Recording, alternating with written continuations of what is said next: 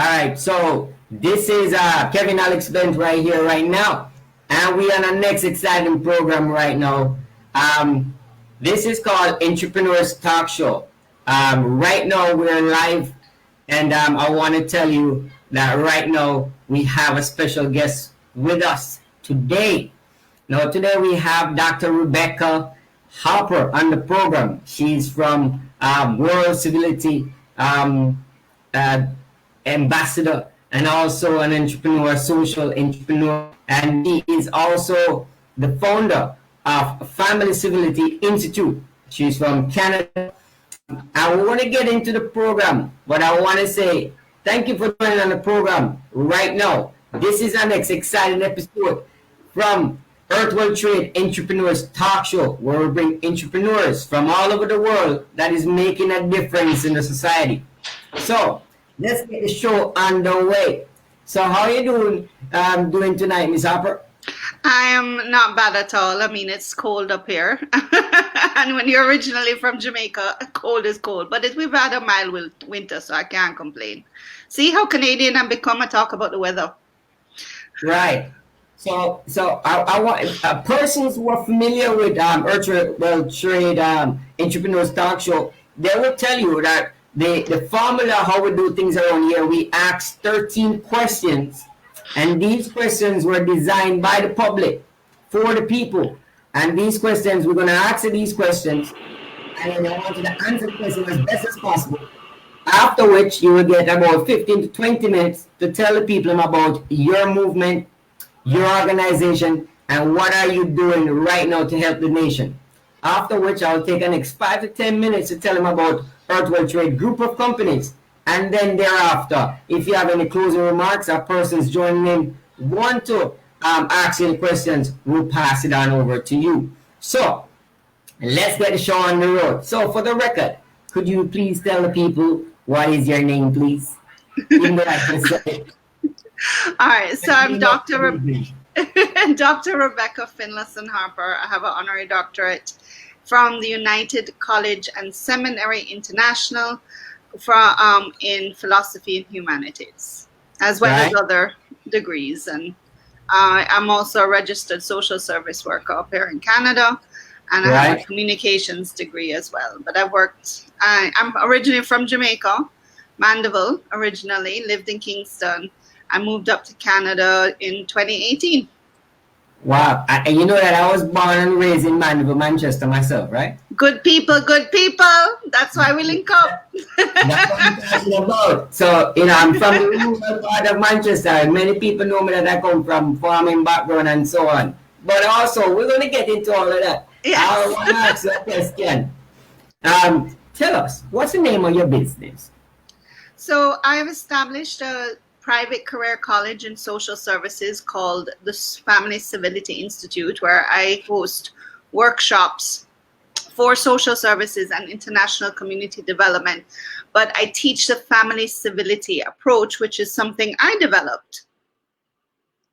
And what family civility, because I developed it, family civility within a family is loving, supporting, and being civil to each other, not for your birth order, and not for your cultural position, but what the family member can bring to the group, their strengths, their individuality. And then on a national level, it is giving equity, support, and civility to all families, no matter their race, their gender, sexuality, biologicalism, formation, and different abilities. No family is left behind. And, all families are accepted. And that is what I am training social workers to work with families to empower themselves. So instead of we just going with the old system of charity, and charity has become a business. It's sad to say, but it's true. And I worked with several charities as head of agriculture and fishing, as in other agricultural projects. And what the mainstream is that all we do is not deal with the psychological aspect of the families and the people that receive the help. We make them feel that they are to be dependent on us, to come back. So what happens is we keep helping the same people over again, and we're, and a lot of donors are saying, well, why haven't we made a difference after 30 years? Why haven't we made a difference after 25 years? But that's because we're not empowering the families mentally and emotionally first, and then have them receive the help to make themselves independent and not dependent on help and donors. And that's not saying some people need that dependency due to their different abilities or their mental health. So we have to take, and that's where the equity comes in. Kevin?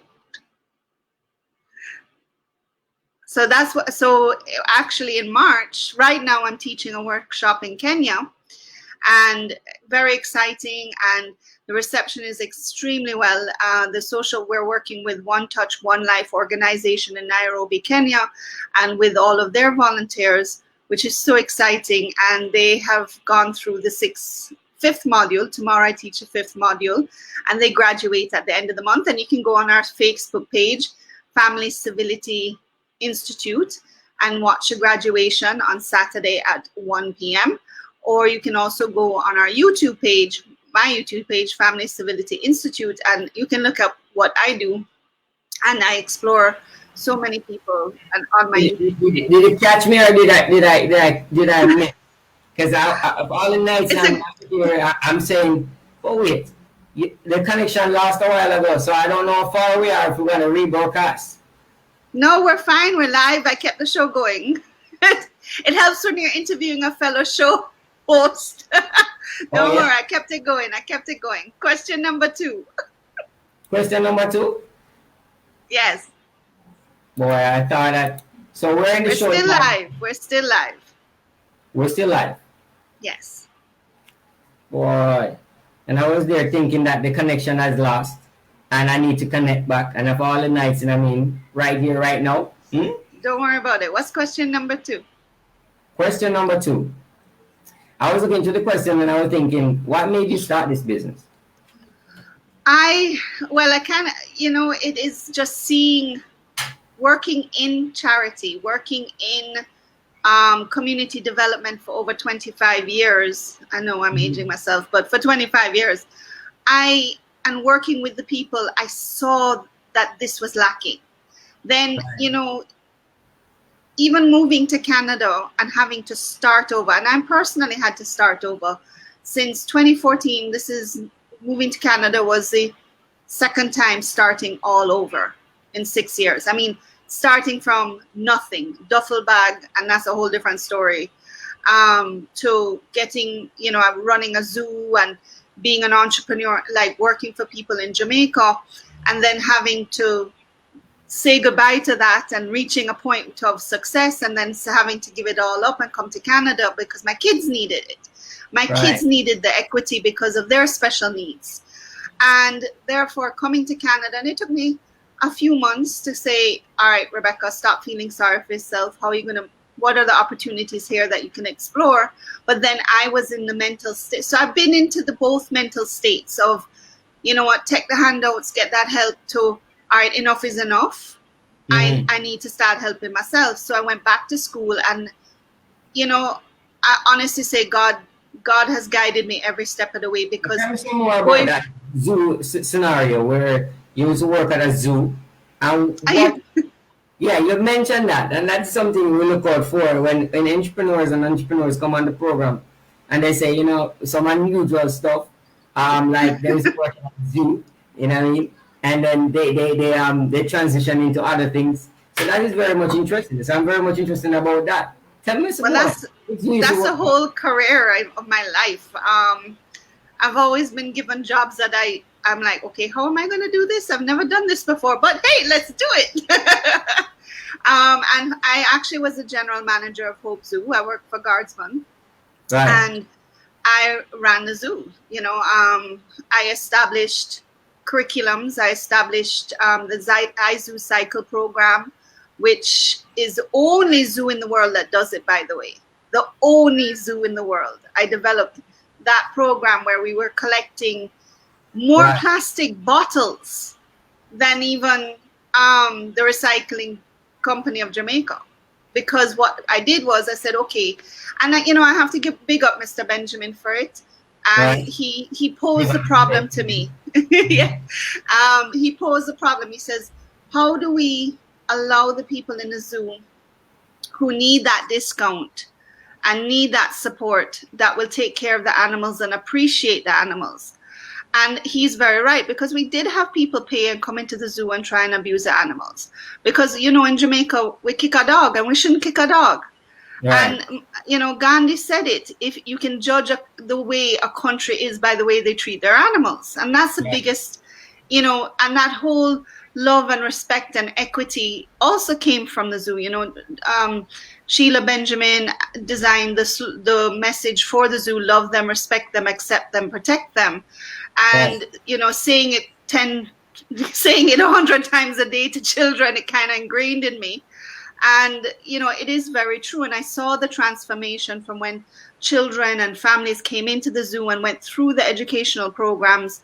I said, we need something more. So tours were developed based off of that social mission of changing society to say, no, if we love and respect our animals, we'll definitely love and respect ourselves.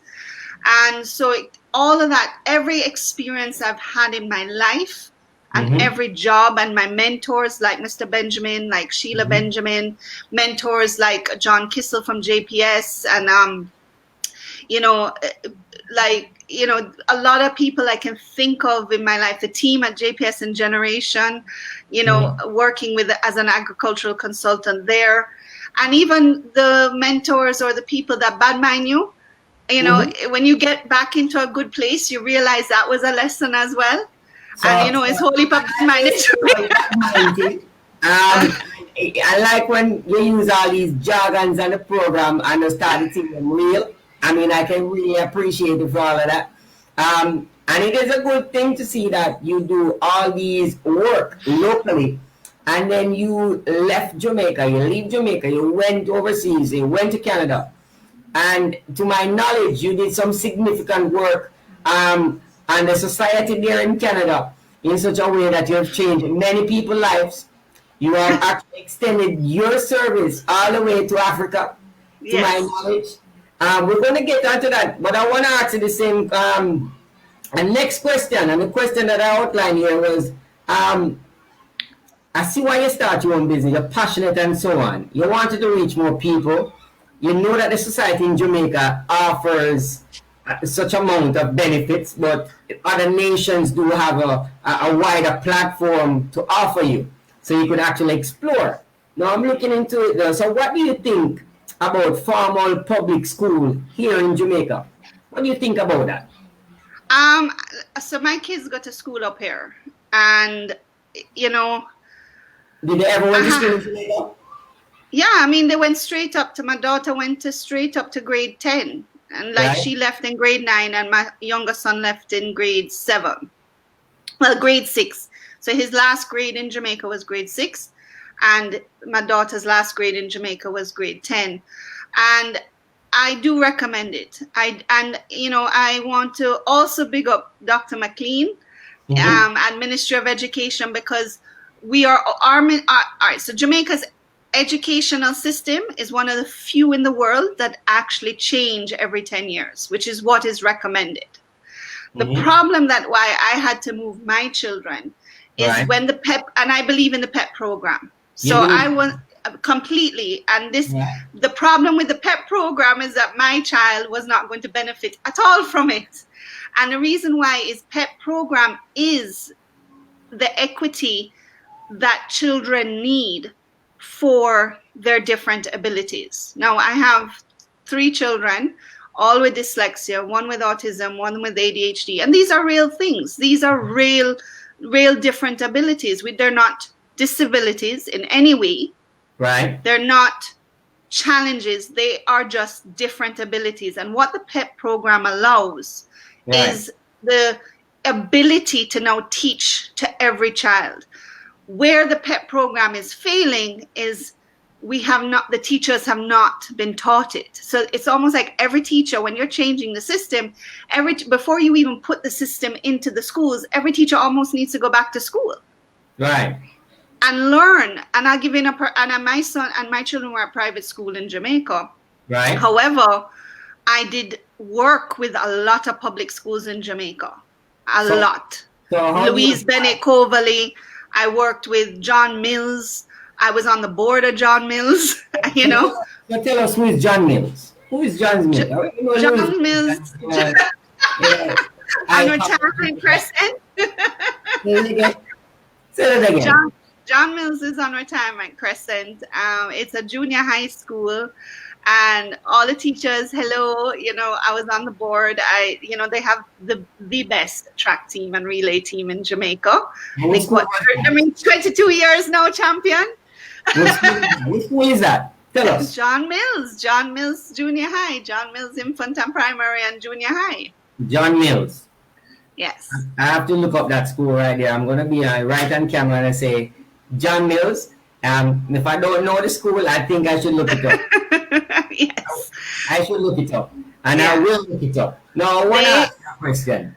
Mm-hmm. Knowing that you have such an extraordinary life journey, doing so much work locally, and doing things overseas right now, and you actually, when we're talking about overseas now, you're extended from North America, and you have gone to the continent of Africa, where right now you are doing so much work there with your team of persons and the alliance with other people there that are on the ground.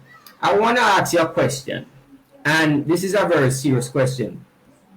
If you could do it all over again,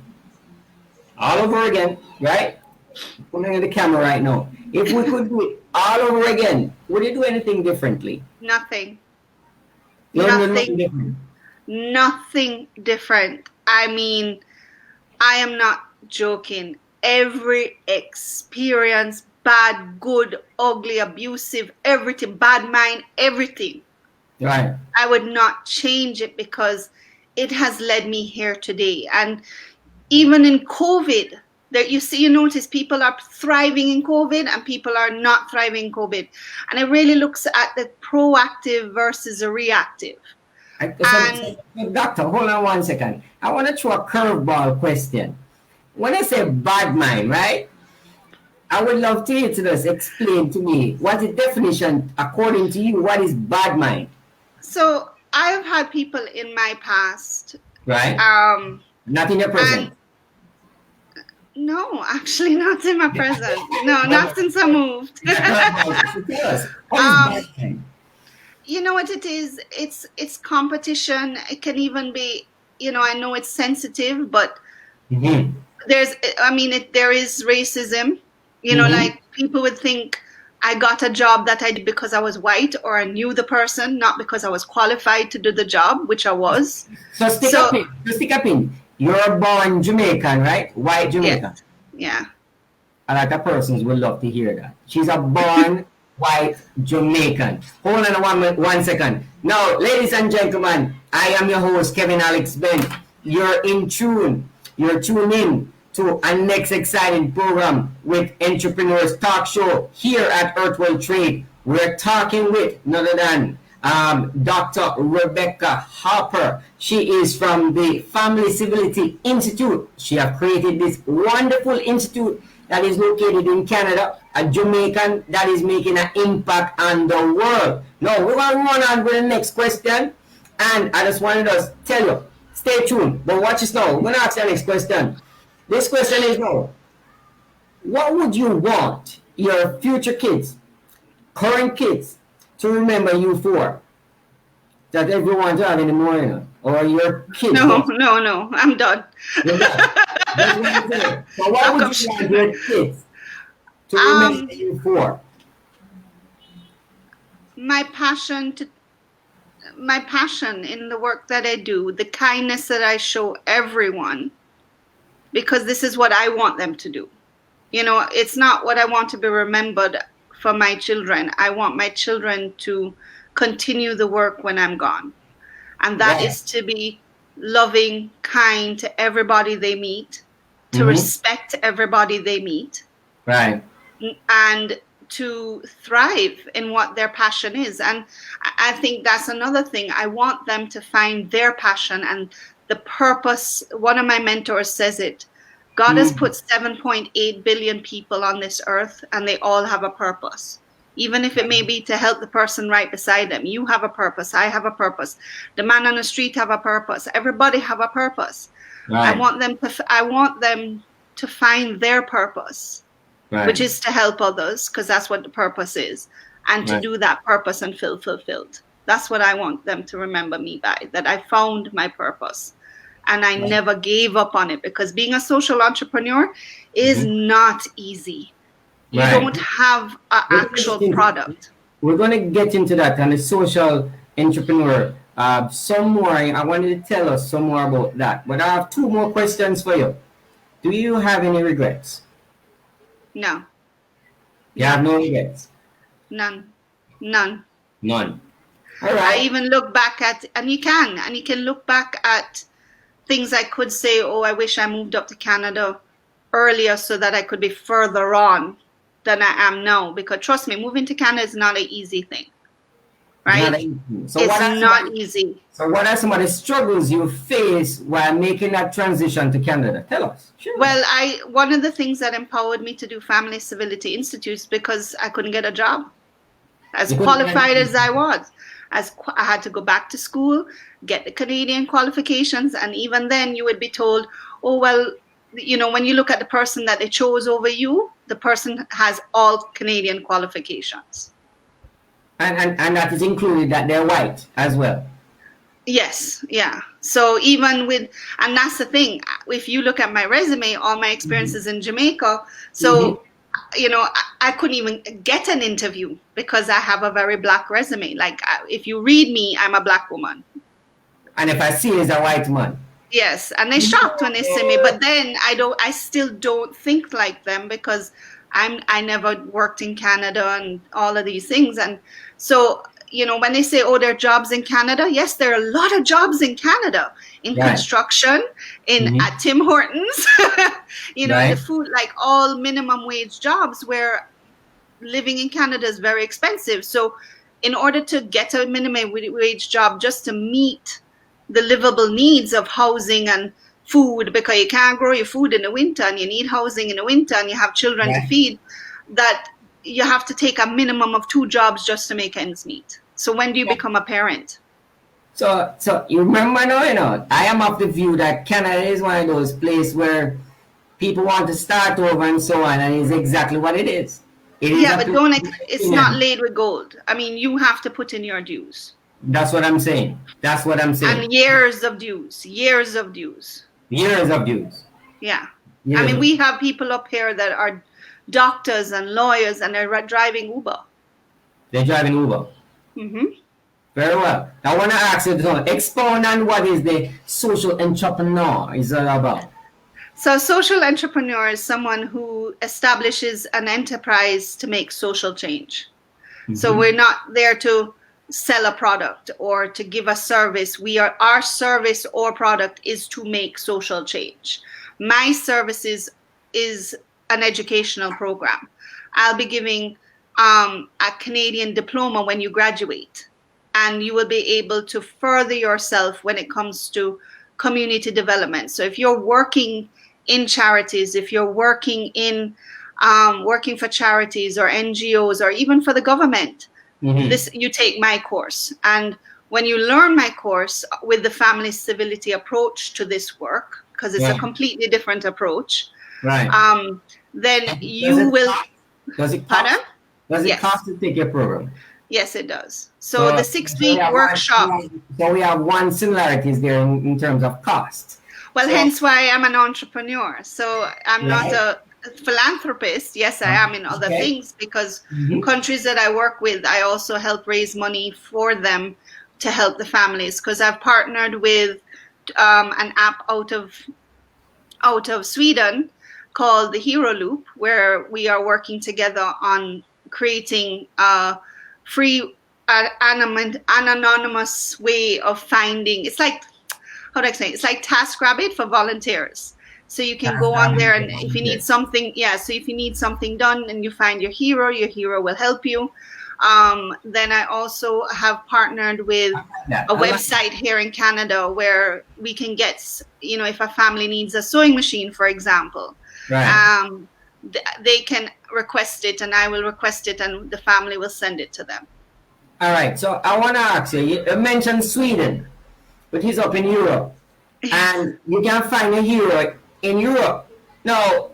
No, the hero is in the community you live in, but the app developer lives in Sweden. I mean, that's the thing with it. Yeah. Oh, so I want to get that clarification because so we're launching the app in Nairobi at the end of the month. All right. So that brings me, that you having all these entrepreneur work taking place. You have persons up in Europe there that are developing these apps and so on. And you're part of an organization on which you have created, want to do the social work and so persons interrelate with each other. And now you have taken this over into Nairobi and other continent, not say continent, but the continent of Africa is there. But I want to also say within the different communities within Africa, you have it there. And you were mentioning before to me, like Kenya and other countries that you are doing similar work in. So tell us now, we hear about Europe, we hear about Jamaica, we hear about Canada. Tell me about the work now that you are putting in place now for Africa. Tell us. So I am actually connected with multiple countries in Africa. And so I go into the communities, and right now, because of travel restrictions, you have to be innovative like any other entrepreneur. So I actually teach via Zoom. And so, I mean, we get up at midnight and I sleep, till 4 a.m. because of the time difference, and I teach the classes. Right. And we'll be our graduation will be live on Facebook on Saturday at 1 p.m. on the 30th of January. Right. And which is exciting. And so I teach, and these amazing people. I mean, oh my gosh, they're amazing, amazing people that I'm teaching. And they already work in the community. Some are, managing orphanages. One is working with men coming out of prison and restarting their life.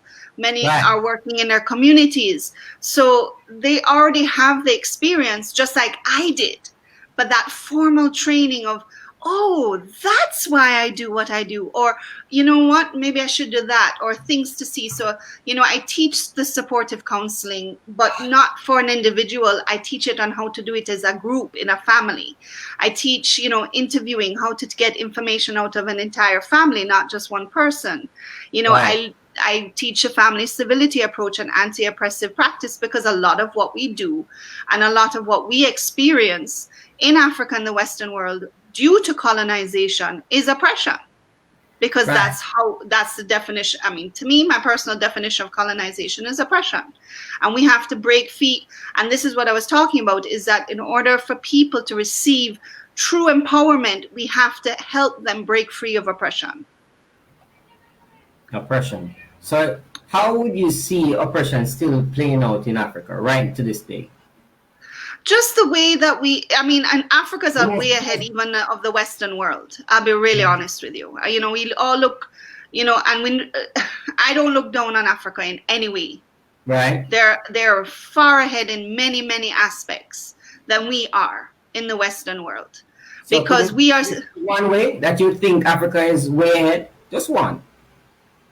They are always looking at these new ways. I'll be honest with you. I have proposed these courses in Jamaica, and I proposed them in Africa, and Africa took me up on these courses.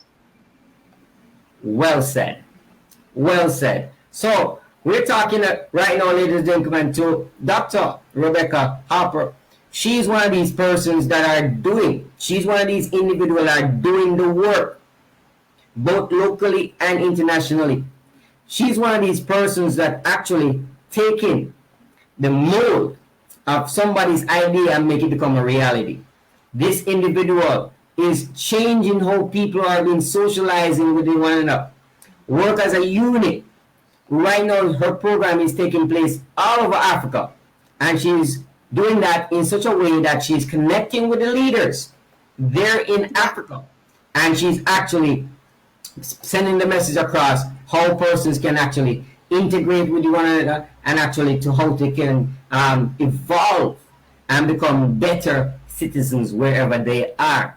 And I want to say right now on the program, I'm going to have this segment now. This is where now we're going to ask the last question into the question of the 13th question, and then we will pass over now to her, which can explain more about her business. I want to ask you this one question, Dr. Rebecca. What does it mean? What does it mean, according to you, to be an entrepreneur? Your personal insight of when somebody's going to say, "Hey, Doc, what do you think? What do you think it takes to be an entrepreneur? What do you think it means to be an entrepreneur?" One, you have to be a proactive thinker, not a reactive thinker.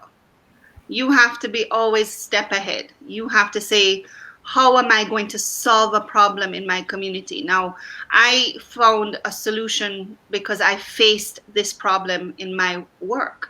And a lot of entrepreneurs, come out of being employees. They see a problem in the companies they've worked for, or they see that and they say, these companies, I've worked for 10 companies and none of them are solving the problem. And usually as an employee, you kind of stay in the same industry, or you try to. So you constantly see it happening. Right. And therefore you then say, hold on, I'm a proactive thinker. I think this is a solution. And you have to stick with it, because no company literally it becomes successful until, as 3 years. So what do you do to earn money after 3 years? And a lot of people, you have to be a multitasker, because a lot of times you have to work while trying to establish your own business, and balancing time. And as a female entrepreneur, your family, you're balancing, you're dealing with the second shift, you're dealing with, and that's even as a married woman. Right. As a single mom, it's even more because, you have to be able to run a household, run your children, help your children and make them thrive, plus your business, plus earn the money, because you don't have that choice. And it takes a lot of courage. I think, God literally had to stop things from happening for me. Like, I now realized that all of those rejections of jobs was not rejection. It was God's direction sign to say, Rebecca, you need to go this route. You need to go this route. And I kept trying to go the safe route of getting a job. And he kept saying, no, that's not where you need to go. You need to do family civility. So it took me some time, because I'm stubborn, which is also a good aspect of an entrepreneur. But I finally got the direction signs and I started it. So it's stubbornness, it's proactive thinking, it's multitasking, and it's courage. 3 valuable points right there. Proactive, not reactive. I will take that one. Proactive, not reactive. Now, ladies and gentlemen, we're talking to Dr. Rebecca Harper. And she is there in Canada right now, telling you that the roads in Canada is not so smooth as how they put it. And the fact is, she's one of those individuals that have quite a bit of jobs throughout her lifetime. And she's actually now in Canada. She started her own business, and now she have one of the most glued, the most recognized business model right now that is taking place in Africa. And I'm emphasizing that because not many people that I know right now from Jamaica doing so much work in Africa. And yet again, I'm going to say it on camera, that is a white woman. Is a white woman of character, and she's actually doing the work and giving back to the society best as she can. And I want to put it out there, and I want to highlight that, because I am Kevin Alex Ben, the 13 gods in one man. When I see good things, I have to tell the world that, listen, man, I see she doing some fabulous work here now. I don't know, but I just know, so she's doing some good stuff here, and I want her on my program. So I want to thank you personally to coming on the program. Now, ladies and gentlemen, I am going to allow her to go ahead and tell us some more about the business, or to share any insight that she wants to share with you about herself and her business. Go ahead, tell us. You have about 15, 20 minutes. A long time, but Well, thanks, Kevin. No, Family Civility Institute, as I mentioned, is a college, a private career college. We are going for, we're getting the registration done, which will be done later this year, before the first cohort graduates from the diploma program. Right. And the diploma program is a one-year program for those who already have a degree and already have credentials in social work or communication or along the social services lines. Then we also have the workshop certificate module, which is what I'm teaching in Kenya right now in Nairobi. And that is a 6-module workshop, and I teach 2. One is the family civility approach to social service work, which is what I teach in Kenya. And then I teach, and then I have... Impressive. Thank you. I'm listening and I'm impressed. I can imagine my audience. My phone is going off crazy and I see them coming in. So, and then I have the social, the family civility approach to international community development. So these are people who, students, they can be doctors, they can be people part of these Canadian students, American, anybody really. And what I teach is the family civility approach. And then at the end of the 6-week module, I, hopefully based off of COVID, I give them the option to go on a community development trip. And of course, because I've been doing training in Kenya, obviously Kenya is an option. So those who take the course and have finished the course and received a certificate now will be saying, okay, let's now go to Kenya and work in a community and develop a program with my workers here in Kenya. So there's always this partnership. So I'll be training in Guyana next. Guyana is actually the first, and St. Lucia are the 2 countries that are looking at it. And that will be, and I'm waiting on Jamaica, like, trust me, I'm working hard. So whichever other country I work with, I team them with the International Community Development course so that we can have local and international people working together on the same goal, which is to empower families to build their own sustainable goals, number 1. And number 2, and also focus on not one family to be left behind. And I'm also an author of 2 books as well, which is Out of Many Families, One Nation. Sound familiar to a certain motto? Yeah. And Communication is a Family Game, which is actually they both are on Amazon. Communication is a Family Game is actually a parenting book that I wrote, and I wrote them both last year, and I actually got an award. So I'm an award-winning author, and both books are on Amazon. All in 2 years. I'm telling you, you're crushing it, You're crushing it, I want to tell you that congratulations, and I want to tell you to your face right now over Cyber World, and when I will meet up in person, because you know that me and you talk about doing some business with the United Nations. And I'm looking forward to going to Africa to doing some work myself as well, and getting down there and to actually work with the people within Africa. So I'm looking forward to working with the United Nations. I'm always looking forward to working with persons there in Canada to this venture in helping back motherland. So we'll be talking more about that. All right, continue. Have anything else you want to add? Yeah, no, so I actually have represented the Peace Society of Kenya several times at United Nations events. So, and yes, once everything opens back up. Again, it's I work with people in Ghana, but, and then just to give you a little heads up with the diploma program, again, it is just a longer version of the module course, more detailed, I have other professors coming in and teaching the modules, the courses for the semesters.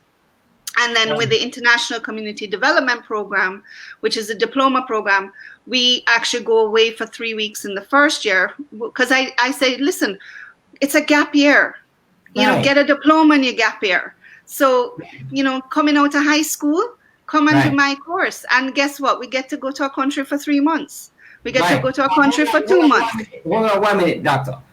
So I want to put it in a layman's term, in a settled term. What is a gap year? Just explain. A gap year is when you graduate out of high school and you don't know what you're going to do, or you've graduated from your first degree and you're like, I really don't want to go back and do my master's straight away. I need to kind of explore. Well, we do it and we go traveling, or we do these, charity trips, and you go and build a house. But in 5 years' time, when you go back to the school, it's run down because no infrastructure has been put in. You take a picture with the hammer, and you take a picture, like, all these Instagram pictures. Hey, look at me, I'm building homes. And then you go back, or hey, and look at me, I'm building a school. Well, you've driven around and looking at the schools, that have been built. And they're all run down after 5 years because there's been no development. There's been no, and you as the finance man, they raise all the money to build a school, but they don't raise any money to maintain the school or put it into a system. So all of this I teach in my community development course. I teach how will you, okay, we're going to raise the money to build a school, but what are the other things that we need to raise to create sustainability? I teach international communication, interpersonal communication in a community. And I tell my personal story when I worked in a community in St. Elizabeth, because that's my second home. St. Elizabeth, right? St. Elizabeth, St. Elizabeth, Jamaica. And I had to teach the business of chicken rearing. Right. And I said, okay, we can go in and we can talk all the big talk and say, yes, you need to do the marketing and find your market and do the research. No, I said, all right, we're going through a chicken pod now. How many chickens that each community need? We're going through a pod now. And then we don't deliver all the chickens at once to take the picture. We deliver the chickens over 6 weeks in order that everybody teaches a partner. Well, that's interpersonal communication. By using the word partner, because that is what the community uses. I don't come in with my big language and insult anybody. I adapt to their language in order to explain what they need to learn. And a lot of times I can sit down and I say, let me tell you, nobody can learn. Everybody can learn. Everybody can learn. And do not think just because they didn't finish 6th grade, them is stupid, because they're not. Many farmers are brilliant businessmen. Many people in St. Elizabeth, because we have natural, as I said, 7.8 billion, as Dr. Clyde Rivers, who is my mentor, I mean, an amazing world changer. He's a statesman. I mean, if you look up Dr. Clyde Rivers, you will see nothing but world changing. I'm a world changer because of him. The information you sent me, and he's an amazing man. And he is the one who says there's 7.8 billion people in this world and they all have a purpose.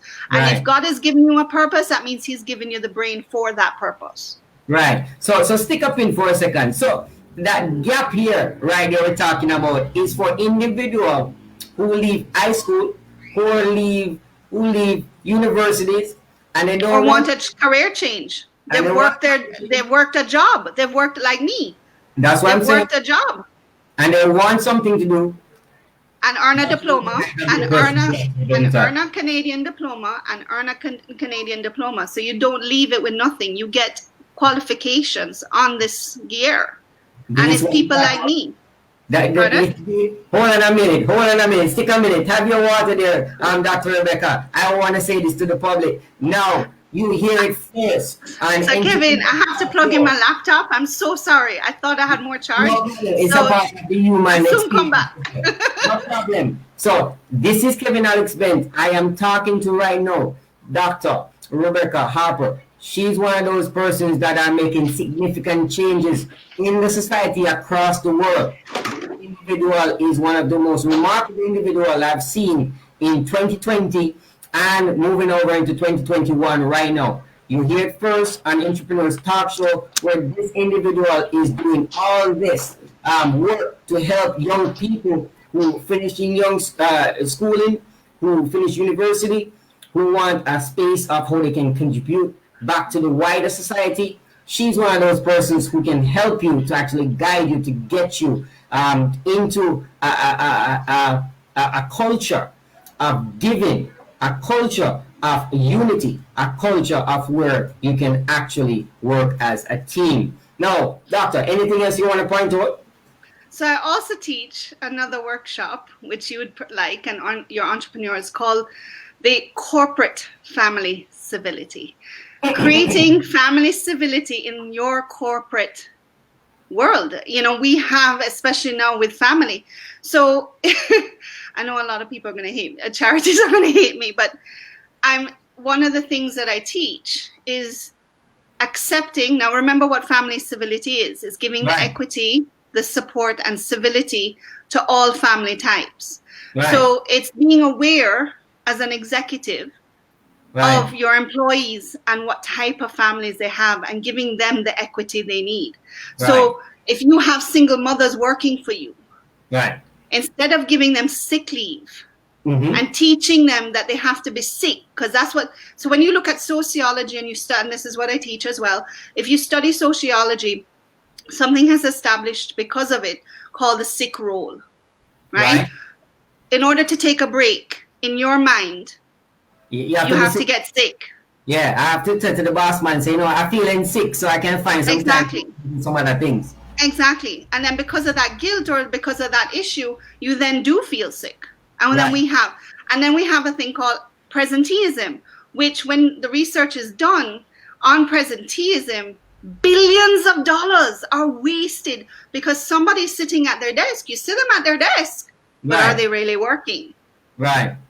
And when you look at it, how many hours a day do they take to work? Now, as a single parent, that morning, it's legitimate. Don't beat up on yourself, right? Because you could be missing assembly that your child could be at. You could be at watching your child. Or your teacher needs to meet with you. We look at all of these social problems and we're blaming the family, blaming the family, blaming the family. But the corporate world needs to give the family that time to be a parent, especially as a single parent. And being a single mother, you're constantly feeling guilt. When you're at work, you're feeling guilty you're not with your child. When you're at home, you're feeling guilty you're not at work. So I go into the corporation and I teach how to achieve family civility. And I'm making money because that billions of dollars of presenteeism is now going to be productive.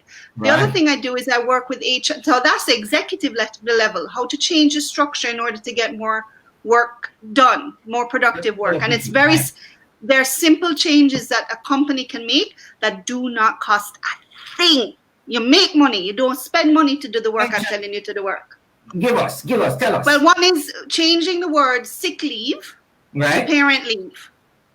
So you get 2 weeks a year. Hold on a minute, doctor. We're going to change the word sick leave to family leave. To family leave. Right. So, for example, you heard me on the phone. Hold on a second, it's not just children. Your mother needs to go to the doctor. Hold on, doctor. Take your mother to the doctor. You're going to say it one more time. And the reason why we're going to say it this time is so that it's sinking. You know, sometimes when person listen to interview, we want to emphasize something. So you're saying that you can change the word and it actually plays out differently in the human psychology or the human psyche.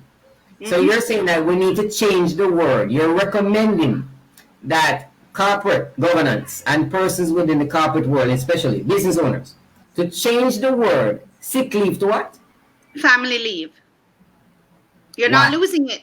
Because we're taking it anyway.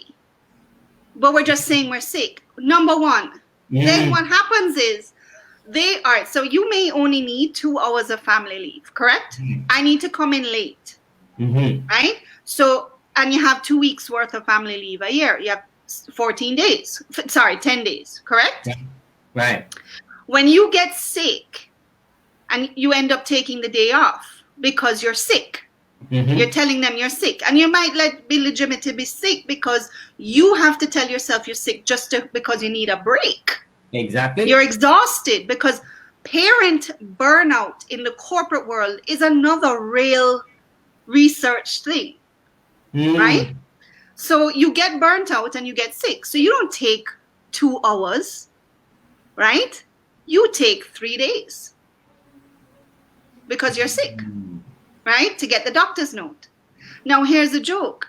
You only needed 2 hours in a race. If you had taken those 2 hours to just be with your family, take that break off, then you wouldn't have needed to take that 3 days. So then just take a parent leave, not a sick leave. Family leave. And I say family, not parent, because of the fact that Family leave is you also have obligations to our parents. There's multi-generational obligations. Many people have elderly parents that they need to take them to the doctor. They Right. need to take them to this thing. So Right.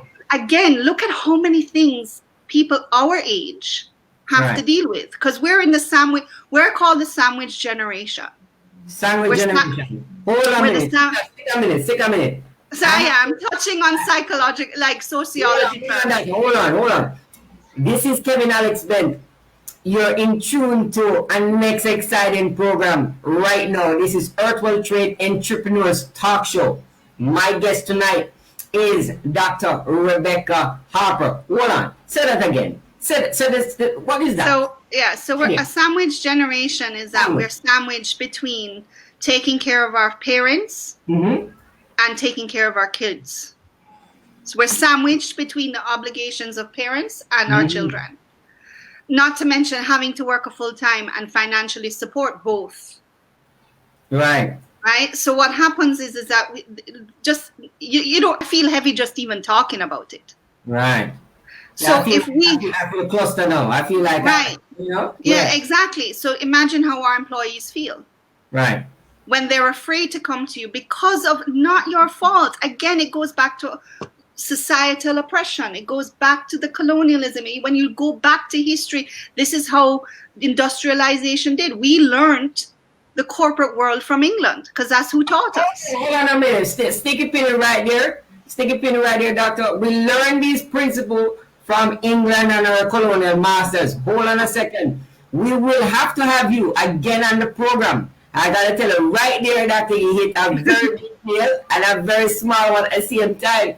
I'm telling you, no, ladies and gentlemen, that is the segment of that program right now. We got a little bit carried away in the conversation. I know that time is passing and so on, but we will have Dr. Harper on our program again. Now, ladies and gentlemen, I want to share with you, right? Why did I start Earthwell Trade Limited and registered as a private entity? Why did I start Earthwell Trade Academy? And why do I have a talk show right now called Earthwell Trade Entrepreneurs Talk Show? A lot of persons been asking me, Alex, we're doing a lot of things, you're doing a lot of things, and I want you to tell me. So what I'm telling you this right now is to remind you, why did I start these entities and so on? The first thing, why did I start Earthwell Trade is that everything within the earth can be traded. So we're trading knowledge, we're trading conversation, we're trading precious metals, we're trading currency. It's all about trading, earth, wealth, trade. So everything in the earth can be traded because everything in the earth is wealth. People is wealth, knowledge is wealth, tangible and intangible. But the fact is everything is the wealth. Also why I started the venture capital company was the fact that when I used to work for the boss man at different entities in Jamaica, I found out that most or even all of the staff members, including myself at that point in time, not so much, but was poor at the time. Let me explain. The fact is they had car payments, mortgages, and so on. And when I was going to work, I was free, single, and disengaged. At the time, I was involved with my wife. Divorce, going right to the divorce and so on. I had a base salary and I had what they call a commission-based salary. So when the boss used to pay me my commission salary, I realized that everybody is broke. Nobody have the money. So what I thought to myself, person said, come and let me a little thing, Alex, man. When I get paid at the end of the month, I give you back. I said, all right, cool, no problem. I said, you can give me back, but you give me back with interest, right? You agree? Them say yes. I said, all right. So what I did was I create a promissory note, an IOU. And I lend the money out and people pay me back. So after a while, I realized that everybody in the company was starting to come by and say, let me a little thing. So I started and I make a business from it in lending out my own money with interest. That's how I started out with my venture capital company, right? And I found out that it works. Now, as I learn and I go along, I went to the Jamaica Stock Exchange and I learned the principles there and I did my securities course there as well. And finished that. I realized that there was a vast amount of knowledge going through the College of Insurance, how these corporate governance people that is installed within the framework of the governance of governments and how they actually interlock the money system. So I had to learn how the stock market works. So I went there and learned from these big boys, I call them, right? Because I'm a small boy. So in order for me to walk in the big boy's shoes, I got to learn what the big boy's doing. So what I did, I learned what they did, and then I said, you know what? The knowledge is no knowledge if I keep the knowledge and carry it to my grave. So what I did was establish an academy, Earth World Trade Academy, and then I impart the knowledge to people. I was giving the knowledge away for free. That's why I started. I give it away the knowledge for free. Then I realized the Forex market. Then I said, well, then I learned it. And I started giving the knowledge for free. Then I started learning the crypto market. Then I started giving it for free. Then I started to learn a lot more that the average Joe did not get the exposure to. And after I did that, I started to meet some really educated, uneducated people. Meaning, they have accolades. They have title. But if you take them away from their job, they're doing nothing. They're blank. So I said, well, on. So you guys are in the matrix then. You're really in the caps locks. So I started to teach people what I know. And the fact is, people love to talk to me. So I said, you know what? Come on my talk show, come talk to me. Then people was talking about business and business and business and business. So I started to go ahead and share my platform with other entrepreneurs so that persons like Dr. Rebecca Harper can come onto the program right now. Tell you guys out there in the public what she does, where she's from, and so on. And if you like and hear what she's saying and you like it, reach out to her. Build a relationship with her. See if what she's doing is something that you want to do. And we all can grow together. So this is the reasons why I started Entrepreneurs Talk Show. Because Entrepreneurs Talking, it's not edited, it's uncensored, it's just to the point, you keep it real. Very straightforward, people just talking to each other. And that's what I wanted. I want a culture here at Earth World Trade where people can just be people. And I accept it, no matter what race or color you're from. I want persons here who have the right to be here. And which is that? Within the earth. We have a right to all resources that are there, that are man-made barriers to stop you from accessing natural resources and just information on a whole. We're in a stage right now where information is where it's at. Information it was at.